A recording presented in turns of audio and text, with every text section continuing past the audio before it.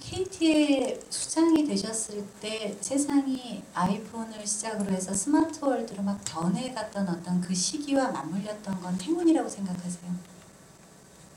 행운이죠.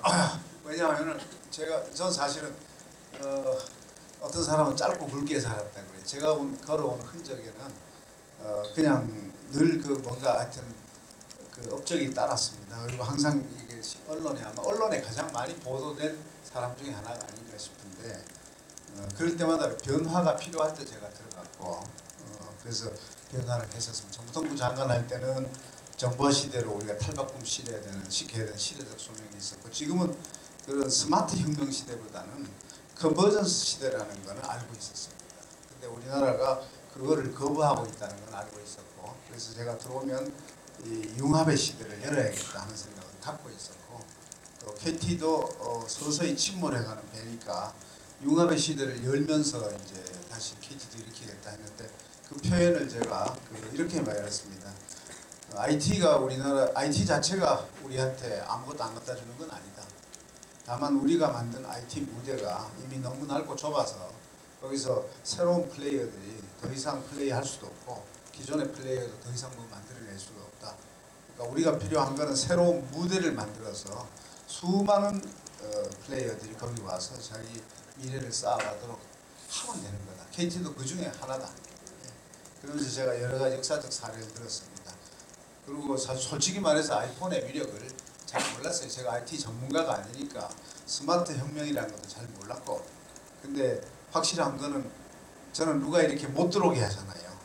그러면 투혼이 일어나가지고 그건 기어코 뚫어냅니다. 기어코 뚫어내고 만들어 놓고 보니까 주변에 전 모르니까 많은 사람들의 의견을 듣는데 데이터 폭발 시대가 온다.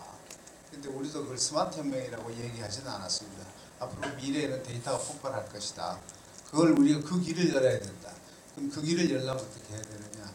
데이터 요금을 대폭 낮춰야 된다. 여러분 과거에 무선 인터넷 쓰려면 몇백만 원 내야 되잖아요. 지금 그렇지 않잖아요. 그 길을 저희가 연 겁니다. 88%를 깎아버렸으니까 얼마나 내부에서 불만이 많았겠어요. 이 아주 캐시카우를 죽이는 거니까. 근데 그게 가능했던 게 이제 KT와 KTF가 합쳐지니까 네트워크가 튼튼해지고 그러니까 데이터가 폭발하더라도 감내할 수 있었습니다. 근데 3년 전에 제가 앞으로 3, 4년 후에 데이터가 1000배가 늘어날 거라 그랬는데 실제로 그렇게 늘어나고 있거든요. 그래 보니까 분들 보니까 그게 스마트 시대예요. 제가 미리 알았다고 그러면은 그건 거짓말이고 제가 한 거는 융합의 시대다. 융합의 시대가 새로운 무대를 만들 수 있을 것이다. 그 무대를 우리 KT가 만들겠다. 그러면 우리나라에 또 우리 젊은이들한테 뭔가 새로운 희망이 싹 튼다. 이게 제가 갖고 있던 그냥 지식의 전부입니다. 그러니까 어떤 자리에서 밀려나는 것처럼 오셨던 그 자리에 오셨을 때 세계가 어떤 큰 태동을 하고 있었던 건 사실 행운인데 그것을 들여와서 내 것으로 만든 거는 어떤 의지이신 거고요.